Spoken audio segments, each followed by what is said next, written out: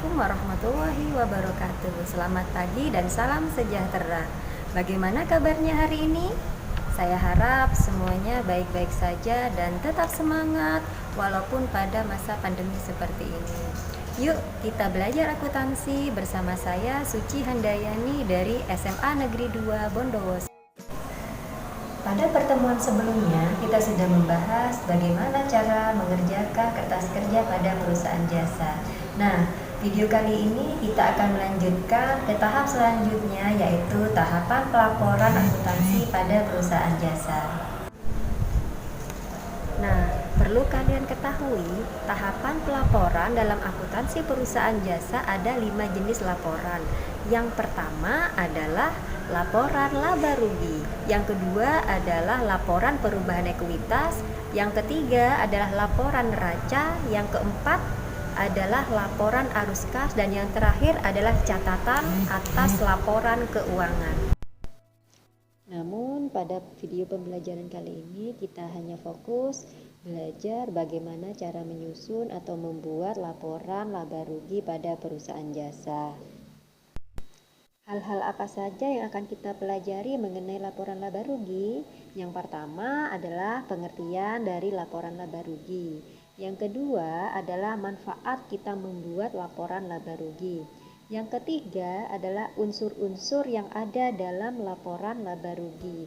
Dan yang keempat adalah metode penyusunan laporan laba rugi. Baik, kita akan bahas mengenai yang pertama, yaitu pengertian dari laporan laba rugi. Laporan laba rugi adalah laporan keuangan yang dibuat perusahaan dengan menyajikan semua pendapatan dan semua beban selama periode akuntansi. Hal yang kedua yang akan kita bahas adalah manfaat kita membuat laporan laba rugi. Nah, laporan laba rugi yang disajikan perusahaan pada akhir periode memiliki manfaat antara lain. Yang pertama adalah menilai perusahaan dalam menghasilkan keuntungan dari kegiatan usahanya. Yang kedua, menganalisis pemakaian modal usaha selama satu periode akuntansi. Yang ketiga adalah untuk mengetahui perkembangan perusahaan pada masa yang akan datang. Dan yang terakhir adalah menjadikan laporan laba rugi sebagai dasar pengambilan keputusan perusahaan. Hal yang ketiga adalah unsur-unsur dalam laporan laba rugi. Unsur-unsur pokok yang termuat dalam laporan laba rugi terdiri atas pendapatan dan beban. Kedua unsur ini yang akan dicatat dalam laporan laba rugi pada akhir periode. Untuk unsur pendapatan terdiri atas pendapatan usaha dan pendapatan di luar usaha. Nah, pendapatan usaha ini adalah pendapatan yang diperoleh dari kegiatan usaha utama perusahaan. Contohnya pada perusahaan jasa, pendapatannya adalah pendapatan yang diperoleh dari usaha menjual jasanya. Unsur yang kedua adalah beban. Beban merupakan biaya yang dikeluarkan perusahaan untuk memperoleh hasil ekonomis. Pengeluaran biaya ini mengakibatkan modal perusahaan menjadi berkurang. Beban dibedakan menjadi beban usaha dan beban di luar usaha.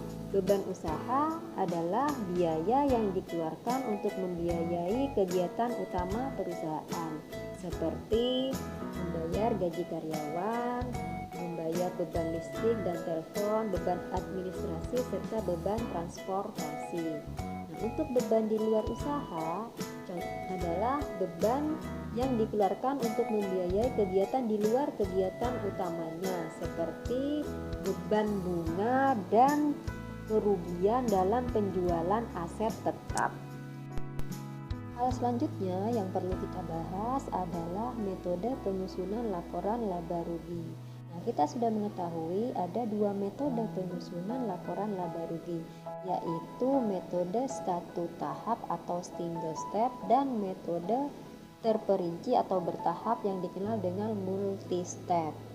Nah, untuk metode satu atap adalah metode laporan laba rugi yang penyajian laporan laba ruginya dengan cara menggabungkan pendapatan usaha dengan pendapatan di luar usaha dikurangi beban usaha yang juga digabung dengan beban di luar usaha. Berikut saya tampilkan contoh metode satu tahap.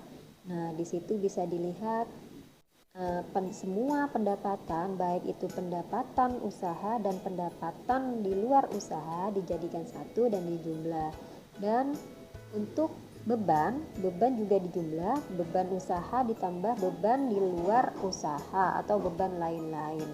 Nah, tapi setelah itu total pendapatan wajib dikurangi dengan total beban. Apabila hasil dari pengurangan tersebut lebih besar dari pendapatan, maka perusahaan itu mengalami keuntungan atau laba. Sedangkan apabila pendapatan lebih kecil dari beban, berarti perusahaan tersebut mengalami kerugian. Banyak perusahaan yang menggunakan metode seperti ini dikarenakan formatnya lebih sederhana dan mudah dibaca. Metode yang kedua adalah metode bertahap atau terperinci atau dikenal dengan multi-step.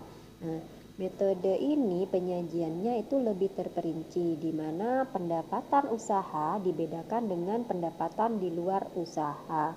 Begitu juga dengan beban usaha. Beban usaha dibedakan dengan beban di luar usaha. Penyusunannya adalah pendapatan usaha dikurangi beban usaha terlebih dahulu. Nah, hasilnya itu nanti akan dikurangi atau ditambah dari pendapatan di luar usaha dikurangi beban di luar usaha. Berikut saya tampilkan contoh dari bentuk multi-step. Demikianlah pembahasan materi mengenai laporan laba rugi. Wassalamualaikum warahmatullahi wabarakatuh.